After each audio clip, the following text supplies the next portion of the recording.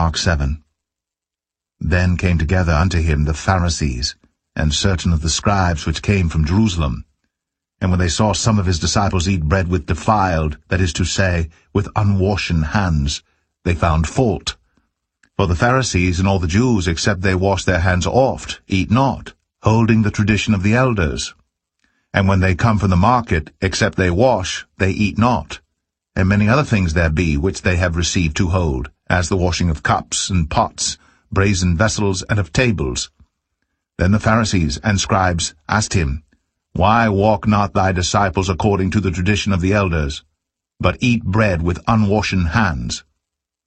He answered and said unto them, Well hath Esaias prophesied of you hypocrites, as it is written, This people honoureth me with their lips, but their heart is far from me. Howbeit in vain do they worship me, teaching for doctrines the commandments of men.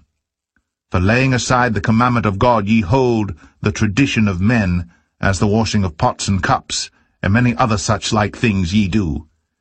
And he said unto them, Full well ye reject the commandment of God, that ye may keep your own tradition. For Moses said, Honour thy father and thy mother, and whoso curseth father or mother, let him die the death.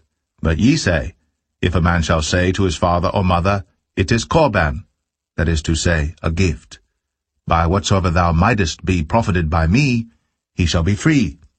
And ye suffer him no more to do aught for his father or his mother, making the word of God of none effect through your tradition, which ye have delivered, and many such like things do ye.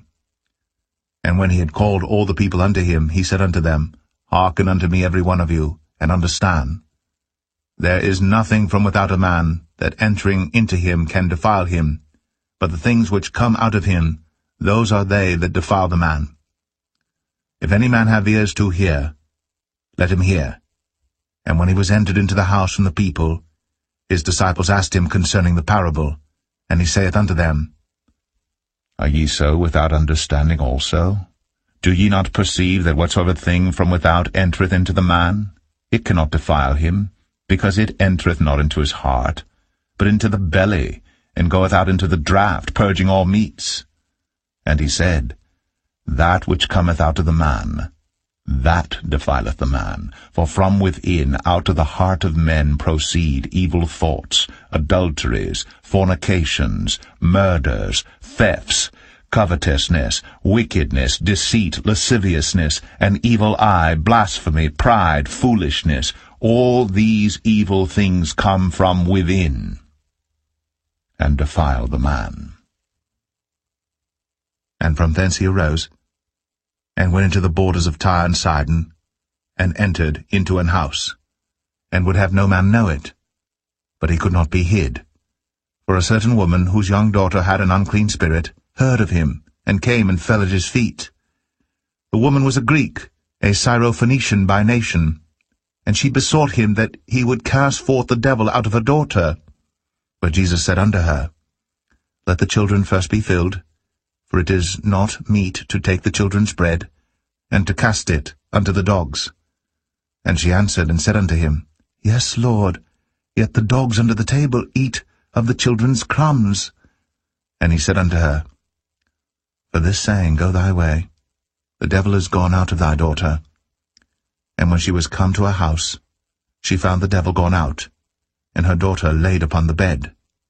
And again departing from the coasts of Tyre and Sidon, he came into the Sea of Galilee, through the midst of the coasts of Decapolis.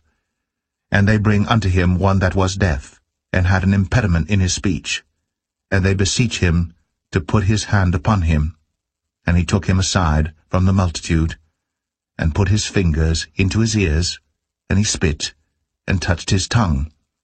And looking up to heaven, he sighed, and saith unto him, Ephphatha, that is, be opened. And straightway his ears were opened, and the string of his tongue was loosed, and he spake plain. And he charged them that they should tell no man.